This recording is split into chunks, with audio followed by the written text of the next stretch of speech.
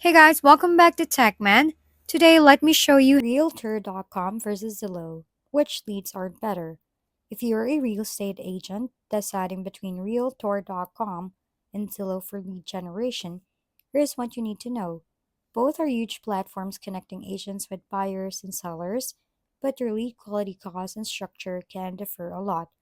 Realtor.com offers leads through paid subscription or zip code based services, often at a lower cost than Zillow. It's known for attracting serious buyers and sellers who are ready to move, and it includes helpful CRM tools for managing leads. However, leads may be fewer, often shared unless you pay extra for exclusivity, and long contracts can limit flexibility. On the other hand, Zillow boosts a massive traffic and reach, giving agents access to larger audience and high lead volume, ideal if you can respond quickly and handle scale. But this comes at a higher price, especially in competitive markets, and some leads might just be casual browser.